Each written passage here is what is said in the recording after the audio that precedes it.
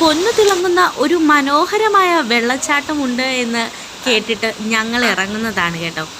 വളരെ മനോഹരമായ ആ കൊത്ത് കാണാൻ വേണ്ടിയിട്ട് ഞങ്ങൾക്ക് വളരെയധികം ആകാംക്ഷയും ആഗ്രഹവും ഉണ്ടായിരുന്നു. ഒരു വെള്ളച്ചാട്ടത്തിൽ ഇത്രയും പൊന്നു തിളങ്ങുന്നോ, അതും നമ്മുടെ നാട്ടിൽ. അപ്പോൾ അതറിയാൻ വേണ്ടിയിട്ടാണ് ഞങ്ങൾ ഇന്ന് ഈ പോക്ക് പോകുന്നത്. രാവിലെ എഴുന്നേറ്റ് ഞങ്ങൾ നോക്കിയപ്പോൾ നല്ല വെയിലാണ്. അപ്പം ജസ്റ്റ് ഒന്ന് ഒരു ഔട്ടിങ് പോകാമെന്ന് വിചാരിച്ചു. വെയിലത്ത് പോകാൻ ഭയങ്കര മടിയായിരുന്നു, എന്നാലും കുഴപ്പമില്ല. ഔട്ടിങ്ങിന് കേട്ടപ്പോൾ ഞാനും ഇറങ്ങി. അപ്പം നല്ല ദൂരമുണ്ട്, എന്നാലും അത്രയും ദൂരമില്ല. അപ്പം അത്യാവശ്യം നല്ല വെയിലുണ്ടായിരുന്നു. അപ്പം ഞങ്ങളിതൊക്കെ പ്ലാൻ ചെയ്ത് വന്നപ്പോഴത്തോട്ടും അത്യാവശ്യം സമയം കഴിഞ്ഞിരുന്നു. അപ്പം എന്തായാലും കുഴപ്പമില്ല, എല്ലായിടവും ഒന്ന് കണ്ട് ചുറ്റിക്കറങ്ങി വരാമെന്ന് വിചാരിച്ചു. അങ്ങനെ ചേട്ടായിനെയും കൂട്ടിയിട്ട് ചേട്ടായോട് സോപ്പിട്ട് രാവിലെ മുതൽ സോപ്പിട്ട് ഒരു ആഫ്റ്റർനൂൺ ആയപ്പോഴത്തോട്ടും ചേട്ടായി സമ്മതിച്ചു. ഓക്കെ, അങ്ങനെയാണെന്നുണ്ടെങ്കിൽ പോയി കാണാമെന്ന് വിചാരിച്ച് രണ്ടുപേരും കൂടി ഇറങ്ങി. എവിടെ പോകണമെന്ന് ഇങ്ങനെ ആലോചിച്ചിരുന്നപ്പോഴാണ് ചേട്ടായി എന്നോട് പറയുന്നത് പൊന്നു വിളയുന്ന ഒരു അരുവിയുണ്ട്. അപ്പം പൊന്നു വിളയുന്ന അരുവി, പൊന്നെന്ന് കേൾക്കുമ്പോൾ പെൺകുട്ടികൾക്ക് എല്ലാവർക്കും ഒരു ക്യൂരിയോസിറ്റി ആണല്ലോ. അപ്പം പൊന്നു വിളയുന്ന ആ അരുവി കാണാൻ വേണ്ടിയിട്ട് ഞാനും ചേട്ടായുടെ കൂടെ കയറി. അപ്പം പോകുന്ന വഴിക്ക് നമുക്ക് ഇതേപോലെ ചെറിയ ചെറിയ അരുവികളും വെള്ളച്ചാട്ടങ്ങളും അതേപോലെ തന്നെ ചെറുതായിട്ട് നീർച്ചാലകളൊക്കെ നമുക്ക് കാണാൻ പറ്റും കേട്ടോ. അപ്പം ഒരിടത്ത് ഞങ്ങളൊന്ന് ജസ്റ്റ് നിർത്തി, എങ്ങനെയാണ് ഈ വെള്ളം എന്നൊക്കെ അറിയാൻ വേണ്ടിയിട്ട്. നല്ല തെളിനീര് പോലത്തെ വെള്ളം. ഓക്കെ, എല്ലാം കഴിഞ്ഞ് നമ്മൾ പിന്നെയും പോവാണ്. അപ്പോൾ നല്ല ഭംഗിയുള്ള ഈ പ്രകൃതിയിലൂടെ നമ്മൾ യാത്ര ചെയ്യുകയാണ്. അപ്പം ഞാൻ ഈ വഴിയൊന്നും നിങ്ങൾക്ക് ഷൂട്ട് ചെയ്യേണ്ടെന്ന് വിചാരിച്ചതാണ്, പക്ഷേ കണ്ടു കഴിഞ്ഞപ്പോൾ നല്ല മനോഹരമായിട്ടുള്ള വഴി. അപ്പം ഞാൻ വിചാരിച്ചു നിങ്ങളതും ഷൂട്ട് ചെയ്ത് കാണിക്കാമെന്ന്. അത്രയും മനോഹരമായിട്ടുള്ള ഒരു പ്ലേസിലാണ് നമ്മൾ എത്തുന്നത്. ഇപ്പം നമ്മൾ വണ്ടി ഇറങ്ങി, ഇനി കുറച്ച് അങ്ങോട്ട് താഴത്തോട്ട് നടക്കാനുണ്ട്. അപ്പം നടക്കാനുള്ളത് ടാർട്ട് റോഡൊന്നുമല്ല, ഈ മണ്ണ് വിരിച്ച പാതയാണ്, മൊത്തം കല്ലാണ്. എനിക്ക് ഈ കല്ലിലൂടെ നടന്ന എക്സ്പീരിയൻസ് കുറവാണ്, അതുകൊണ്ട് ഞാൻ ചേട്ടായുടെ കൂടെ തന്നെ നടക്കുകയാണ്.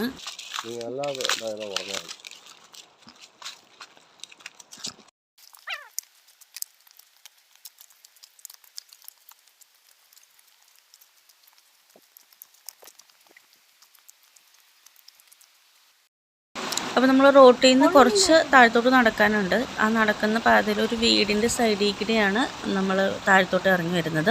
ഇറങ്ങി വരുമ്പോൾ തന്നെ ഇതേപോലൊരു നീർച്ചാലമാണ് കേട്ടോ. ചെറിയൊരു നീർച്ചാലാണ്. ഞാനവിടെ കാലൊക്കെ ജസ്റ്റ് ഒന്ന് കഴുകി. നല്ല തണുപ്പുള്ള ഒരു നീർച്ചാല. അവിടെ നിന്ന് നോക്കുമ്പോൾ തന്നെ നമുക്ക് ഈ വെള്ളച്ചാട്ടം കാണാൻ പറ്റും കേട്ടോ. പക്ഷേ നമ്മൾ കുറച്ചും കൂടി ഫ്രണ്ടിലോട്ട് പോയി കഴിഞ്ഞാലാണ് നമുക്ക് ഒരു എന്താ പറയുക, ആ ഒരു നീർച്ചാലിൻ്റെ അടുത്തൊന്ന് നോക്കിക്കഴിഞ്ഞ് കഴിയുമ്പോൾ ഒരു തുണി ഉണക്കാനിട്ടേക്കുന്ന ഒരു രീതിയിലുള്ള ഒരിതാണ് കാണുന്നത്.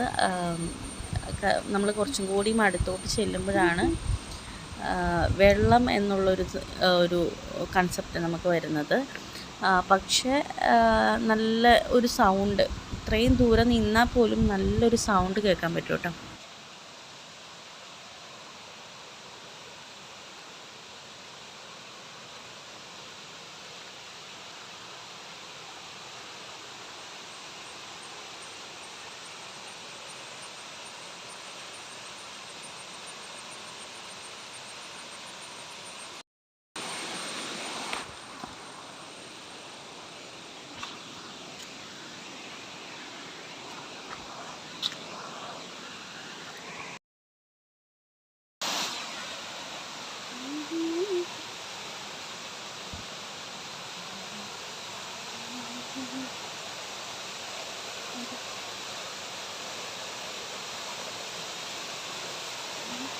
നമ്മൾ ഇറങ്ങി വരുമ്പോൾ തന്നെ കാണുന്നത് കുറേ മരങ്ങളുടെ വേരും കുറേ കല്ലുകളും എക്കൽ മണ്ണുകളും ഒക്കെയാണ് കേട്ടോ. അത് കഴിഞ്ഞ് കൂറ്റൻ പാറകളെല്ലാം നമുക്ക് ഈ അരുവിക്ക് സൈഡിലൂടെ കാണാൻ പറ്റും. അപ്പം നമ്മൾ വന്നിറങ്ങുമ്പോൾ തന്നെ നമ്മൾ ആദ്യം കണ്ടതാണ് അതിലോട് തെളിനീരായിട്ടുള്ള ഒരു ചെറിയ ഒരു മനോഹരമായിട്ടുള്ള ഒരു കുത്ത് നമുക്ക് ഒഴുകി വരുന്നത് കാണാൻ പറ്റും. അപ്പോൾ ഈ മരങ്ങളുടെ വേരുകളിലൂടെ ചവിട്ടി വേണം നമുക്ക് ഈ പുഴയിലോട്ട് ഇറങ്ങാൻ കേട്ടോ. അപ്പം ഒരുപാട് കല്ലുകളിൽ ചവിട്ടി നമുക്ക് ഇറങ്ങാൻ പറ്റും. അപ്പം ഈ പുഴയിലാണ് നമ്മുടെ ആ ഒരു നിധി ഉള്ളത്. എന്താണ് ആ നിധി എന്നുള്ളത് ഞാൻ നിങ്ങളോട് പറയാം.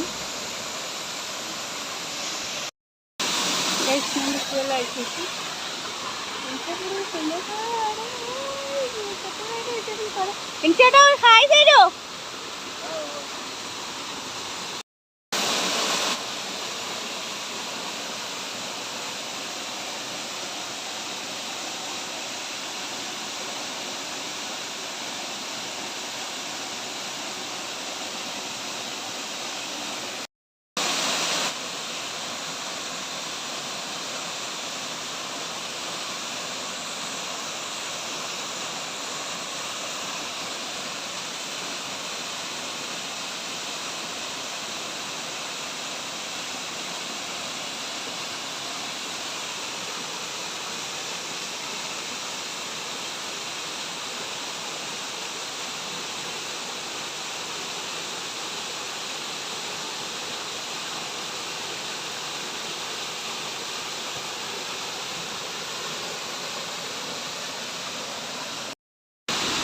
വെള്ളം കണ്ടപ്പോൾ ഞാൻ എൻ്റെ കുട്ടിക്കാലം ഓർത്തു കേട്ടോ.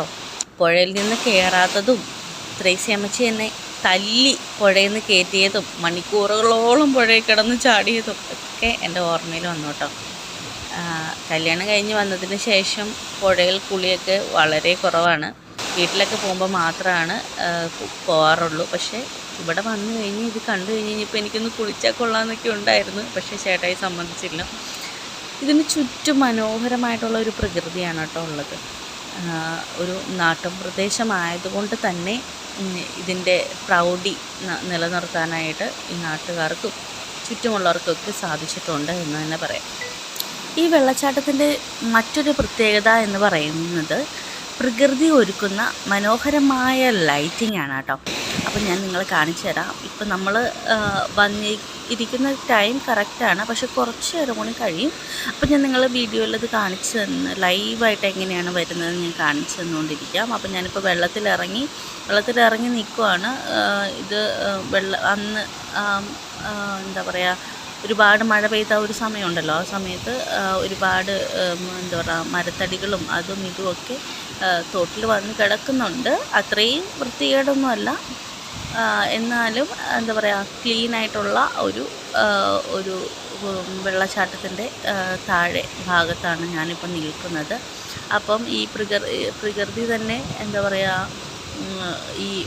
ഈ വെള്ളച്ചാട്ടത്തിൻ്റെ താഴ്വാരം മനോഹരമാക്കിയിരിക്കുന്നത് നമുക്ക് കാണാൻ കഴിയും. അപ്പോൾ ഞാൻ പറഞ്ഞത് ഇതാണ്. ഇതുണ്ടോ, സ്വർണ്ണ കളറിലുള്ള എന്താ പറയുക ഒരു ലൈറ്റിംഗ് നമുക്ക് ഈ വെള്ളത്തിൽ കാണാൻ പറ്റും. തെളിനീര് പോലത്തെ വെള്ളം എന്നൊക്കെ നമ്മൾ പറഞ്ഞു കേട്ടിട്ടുള്ളൂ. എങ്കിലും ഏതെങ്കിലും ഒരു വെള്ളച്ചാട്ടത്തിൻ്റെ താഴ്വാരത്ത് ചെന്ന് നിന്നാലും പച്ച കളറിലും അല്ലെങ്കിൽ നീല കളറിലൊക്കെ ഉള്ള വെള്ളമാണ് നമുക്ക് കാണാൻ കഴിയുന്നത്. ഇത് നമ്മൾ ഗോൾഡൻ കളറിലുള്ള വെള്ളമാണ് നമുക്കിവിടെ നിന്ന് കഴിഞ്ഞാൽ കാണാൻ സാധിക്കുക. ഒഴുകി വരുന്നത് വെള്ള കളറിലുള്ള വെള്ളവും ഒഴുകുന്നത് ഗോൾഡൻ കളറിലുള്ള വെള്ളവുമായിട്ടാണ് നമുക്കിവിടെ നിൽക്കുമ്പോൾ കാണാൻ സാധിക്കുന്നത്. അതേപോലെ തന്നെ ഈ തോട്ടിൽ ചെറിയ ചെറിയ മീനുകൾ, ചെറിയ ചെറിയ പരൽ കുഞ്ഞുങ്ങളെല്ലാം നമുക്ക് കാണാൻ കഴിയും. നമുക്ക് അവരെല്ലാം എക്സ്പീരിയൻസ് ചെയ്യാൻ പറ്റും. അതേപോലെ തന്നെ ചെറിയ നമ്മൾ ഈ അക്വേറിയത്തിലൊക്കെ വാങ്ങിച്ചു വച്ചിരിക്കുന്ന, ഒരുപാട് വില കൊടുത്ത് അക്വേറിയത്തിലൊക്കെ വാങ്ങിച്ചു വച്ചിരിക്കുന്ന പല ചെടികളും നമുക്ക് ഈ താഴ്വാരത്ത് നമുക്ക് കാണാൻ സാധിക്കും. വളരെ മനോഹരമായിട്ടുള്ള കുറേ കാഴ്ചകളും അതേപോലെ ഇത്രയും മനോഹരമാണോ എന്താ പറയുക ഈ തോടും പുഴയും എന്നെല്ലാം നമുക്ക് തോന്നാൻ പറ്റും. ഇതാണ് ഞാൻ പറഞ്ഞത്, സ്വർണ്ണ കളറിലുള്ള എന്താ പറയുക സ്വർണ്ണ അരുവിയാണ് ഇപ്പോൾ നമ്മൾ കണ്ടുകൊണ്ടിരിക്കുന്നത്. ഇതിപ്പോൾ ഞാൻ എത്രമാത്രം നിങ്ങളിലോട്ട് ഈ ഒരു കാഴ്ച എത്തുന്നു എന്ന് എനിക്കറിയില്ല. പക്ഷെ നല്ല തണുപ്പാണ് ഇവിടെ ഇരിക്കുമ്പോൾ തന്നെ നമുക്ക് അറിയാൻ പറ്റും. നല്ല സുഖമുണ്ട്.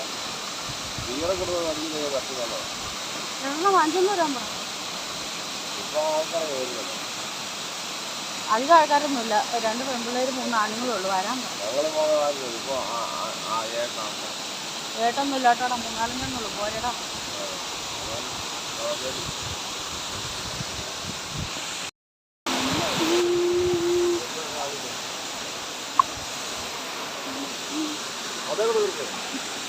ഇത് ഇളകും ചേർക്കാം.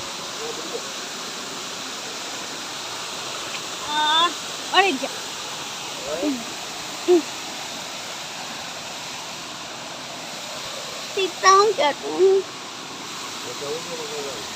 നിങ്ങളോട് ഞാൻ പറഞ്ഞല്ലോ അവിടെ ചെരുപ്പിട്ട് ചാവട്ടുണ്ടോ? ചെരുപ്പിട്ട് ചാവട്ട.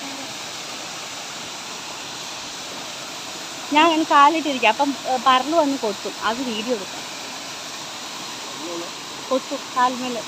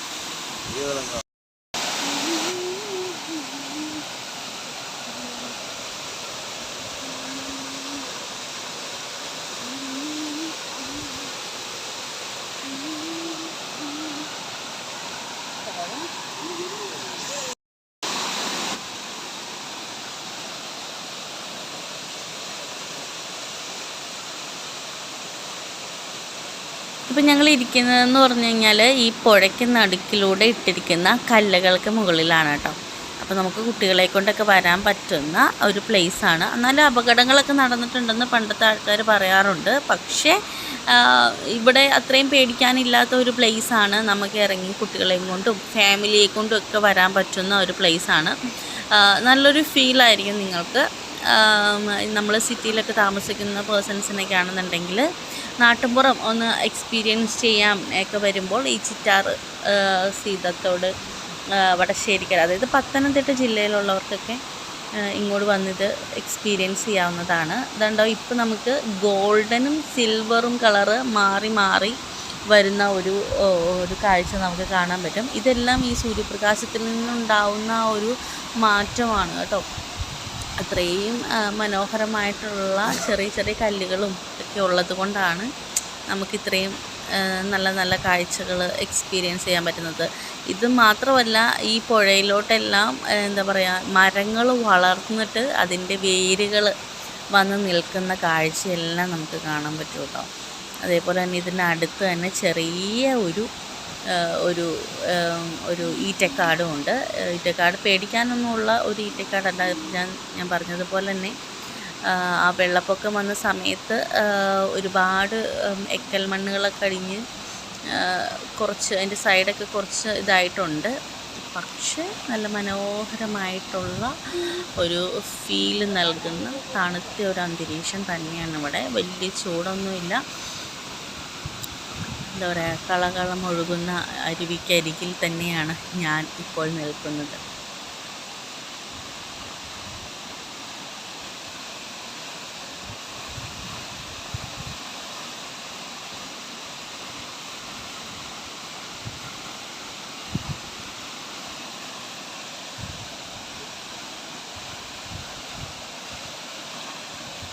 ഈ ഈറ്റക്കാടൊക്കെ കണ്ടു കഴിഞ്ഞപ്പോൾ ഞാൻ പിന്നെയും എൻ്റെ അച്ഛനെ ഓർമ്മ വന്നു കേട്ടോ. എൻ്റെ അച്ഛൻ എൻ്റെ അമ്മയെയും എൻ്റെ അമ്മയുടെ അനിയത്തിമാരെയും അതേപോലെ തന്നെ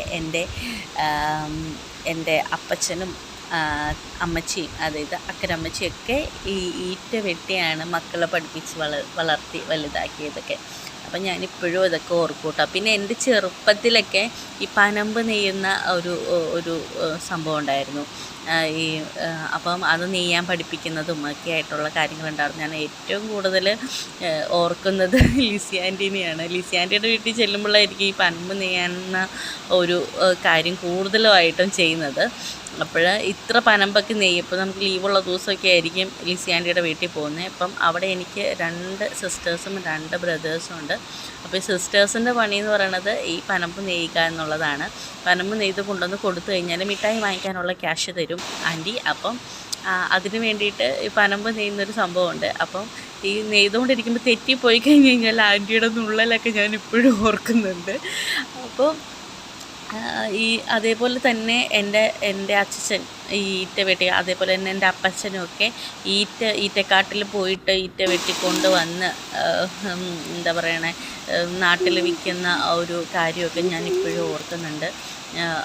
അപ്പം ഈ ഈറ്റ കമ്പുകൾക്കിടയിലൂടെ ഈ വെള്ളച്ചാട്ടം കാണുമ്പോൾ എൻ്റെ നൊസ്റ്റാൾജിയ വളരെ വലുതാണ്.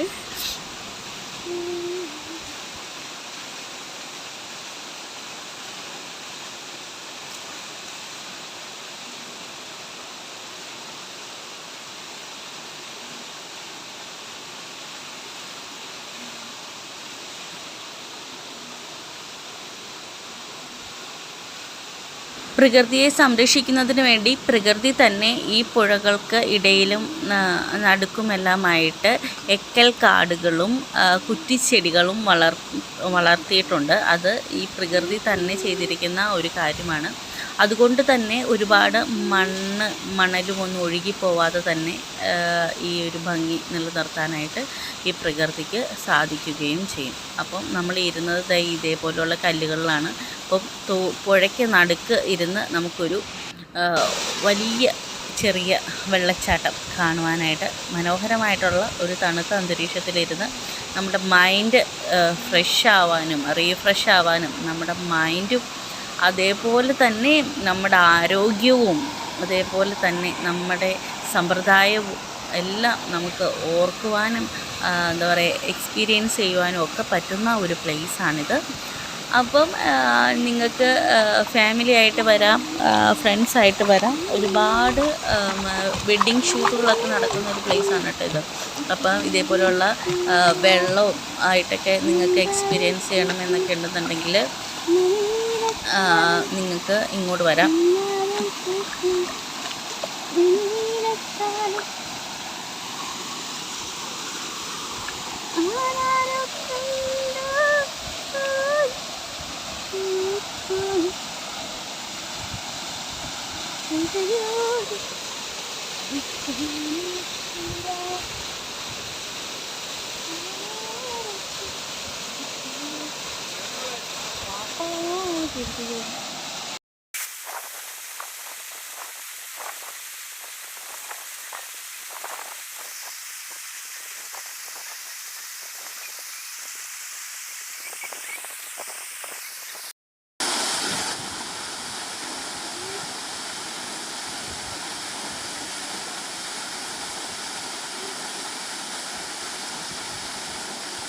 ഇപ്പം നോക്കുവാണെങ്കിൽ കറക്റ്റ് ആ ഗോൾഡ് നമുക്ക് കറക്റ്റ് തെളിഞ്ഞ് കാണാൻ പറ്റും. ശരിക്കും പറഞ്ഞ സ്വർണ്ണക്കട്ടകൾ കിടക്കുന്നത് പോലെയാണ് മണൽത്തരികൾ കിടക്കുന്നത്. അത്രയും മനോഹരമായിട്ടുള്ള ഈ കുത്ത് എക്സ്പീരിയൻസ് ചെയ്യാനായിട്ട് നിങ്ങൾക്ക് വരാവുന്നതാണ്. ഞാൻ ലൊക്കേഷനെല്ലാം ഇതിൻ്റെ കൂടെ കൊടുത്തേക്കാം, അതേപോലെ തന്നെ ഡീറ്റെയിൽസും കൊടുത്തേക്കാം. അപ്പം മനോഹരമായിട്ടുള്ള ഈ കുത്തിലോട്ട് എന്താ പറയുക, നിങ്ങളെ ആകർഷിച്ച ഒരു കാര്യം എന്താണ് എന്നുള്ളത് നിങ്ങളെന്നോട് പറയണം. അതേപോലെ തന്നെ ഇവിടെ ഒരു മരമുണ്ട്.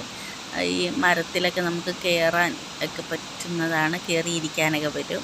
ഞാൻ മരം കയറിയൊന്നുമല്ല, എന്നാലും നമുക്ക് ഈ മരത്തിൻ്റെ മണ്ടയ്ക്കൊക്കെ കയറിയിരിക്കാനും അതേപോലെ തന്നെ ഫോട്ടോസ് എടുക്കാനും ഒക്കെ പറ്റുന്ന ഒരു കാര്യമാണ്. അപ്പം എനിക്കൊരാഗ്രഹം തോന്നി ഈ മരത്തിൻ്റെ മണ്ടയ്ക്കൊക്കെ ഒന്ന് കയറി നിൽക്കാൻ വേണ്ടിയിട്ട്. അപ്പോൾ ഞാൻ ചേട്ടായി പറഞ്ഞു, ചേട്ടായി എൻ്റെ ഒരു ഫോട്ടോ എടുത്ത് തരുമെന്നാണ് ചോദിച്ചത്. അപ്പോൾ ചേട്ടായി ഞാൻ കയറുന്നത് മുതലേ ഇറങ്ങുന്നത് വരെയുള്ള വീഡിയോ ആണ് എടുത്തുന്നത്. അപ്പോൾ ഗായ്സ്, നമ്മൾ ദുർഘടം പിടിച്ച വഴികളിലൂടെ കുത്തിനടുത്തേക്ക് നീങ്ങിക്കൊണ്ടിരിക്കുകയാണ്.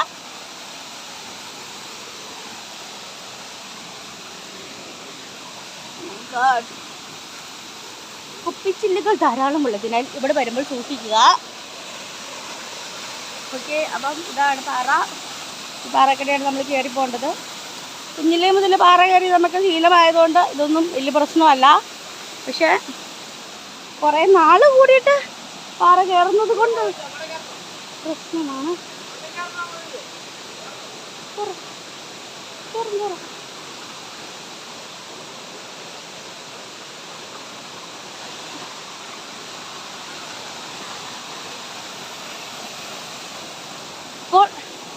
ഈ പാറ ഇങ്ങനെ കയറി പിടിച്ച് കയറി വേണം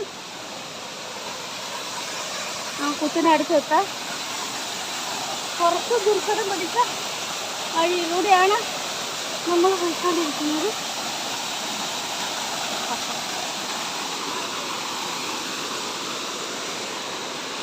അപ്പോൾ ഇതാണ് വ്യൂ.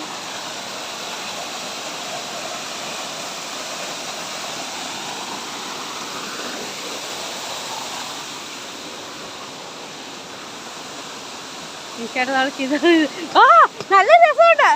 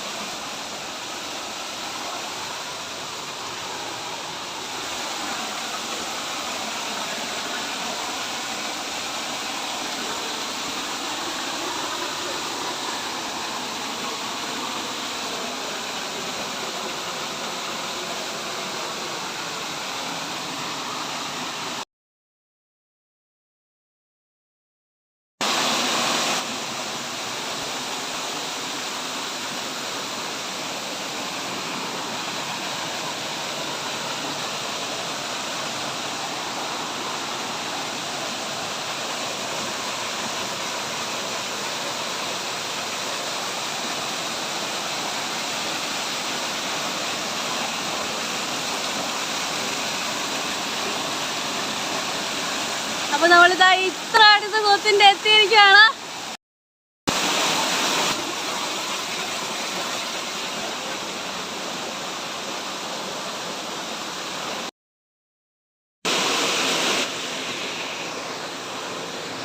ഇത്രയൊക്കെ വെള്ളം കയറുമെന്ന് തോന്നുന്നു കേട്ടോ. അപ്പം ഈ പാറക്കെട്ടുകൾക്ക് ഇടയിലൂടെയാണ് നമ്മൾ കയറി ഇപ്പറ വന്ന് ഈ വെള്ളച്ചാട്ടം കണ്ടത്. നല്ല മനോഹരമായിട്ട് ഒഴുകുന്ന ഒരു വെള്ളച്ചാട്ടം. അതുപോലെ തന്നെ നമുക്ക് ഈ പാറക്കട കയറിക്കൊന്ന് അങ്ങോട്ട് പോകണം.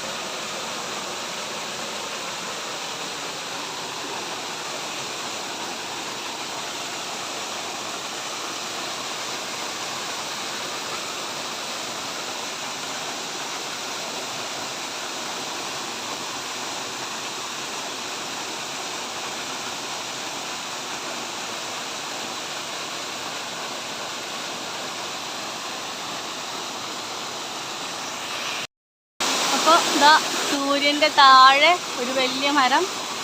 ആ മരം തണലായി നിൽക്കുന്നത് ഈ കുത്തിനാണ്.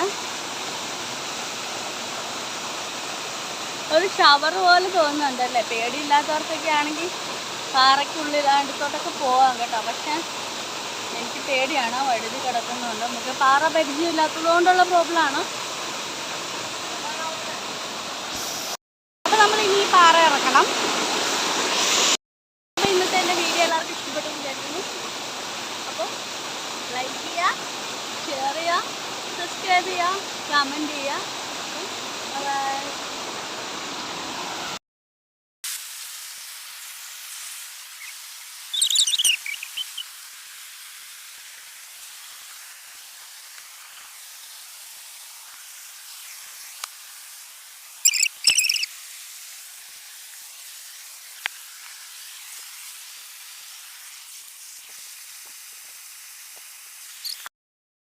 നമ്മൾ ഇത്ര അടുത്ത് കുത്തിൻ്റെ എത്തിയിരിക്കുകയാണ്. കൈ നീട്ടി കാണാവുന്ന ഒരു ദൂരമുള്ളൂ. ഇനി എൻ്റെ കൂടെ പോകാൻ പേടിയാണ്, കാരണം വഴുതി കിടക്കാനാണ് മൊത്തത്തിൽ വെള്ളം ചാടിയിട്ട്. അപ്പോൾ ഇനി ഞാൻ ഇവിടെ കയറി കഴിഞ്ഞാൽ കുറച്ച് താഴെ വീഴും. താഴെ വീഴുന്ന എനിക്ക് പ്രശ്നമല്ല, പക്ഷേ ഡേഞ്ചറായിട്ട് ഒരാളവിടെ ഇരിക്കുന്നത് കൊണ്ട് വേണ്ട എന്ന് പറഞ്ഞിട്ടുള്ളത് കൊണ്ടും ഒരു 4-5 ആക്സിഡൻറ്റ് കഴിഞ്ഞൊരു ഭാഗത്ത് അവിടെ ഇരിക്കുന്നത് കൊണ്ടും എന്താ പറയുക, എന്നെ അങ്ങോട്ട് വിടത്തില്ല. അപ്പോൾ നമ്മൾ മാക്സിമം പോകാൻ പറ്റുന്നിടത്തോളം പോയിട്ടുണ്ട്. ഇതാണ് കുത്തം, നല്ല രസമാണ്. പൊള്ളി വൈപ്പാണ്. പക്ഷേ കൂട്ടുകാരെയൊക്കെ കൂട്ടിയിട്ടും ലവറെയൊക്കെ കൂട്ടിയിട്ട് നമുക്ക് ഇങ്ങോട്ട് വരാം. കുറച്ച് ഫുഡൊക്കെ കൊടുത്തു കഴിഞ്ഞാൽ ഇവിടെ വെച്ച് നമുക്ക് കഴിക്കാം. പ്ലാസ്റ്റിക് ഒന്നും ഇവിടെ ഇടരുത്, ഫുഡ് പോകണം. അപ്പം ആ രീതിയിലൊക്കെ ചെയ്ത് കഴിഞ്ഞാൽ കുട്ടികളെ കൊണ്ടൊക്കെ വരാൻ പറ്റുന്ന പ്ലേസാണ്. ഒത്തിരി വെള്ളമൊന്നുമില്ല, നമുക്ക് ഇറങ്ങാൻ പാകത്തിനുള്ള വെള്ളമൊക്കെ ഉള്ളൂ. നല്ല രസമുണ്ട് കാണാൻ. മഴക്കാലത്തൊക്കെ കുറച്ചുകൂടി വെള്ളം കൂടുതലായിരിക്കും എന്ന് തോന്നുന്നു. പക്ഷെ ഇപ്പോൾ വേനലായതുകൊണ്ട്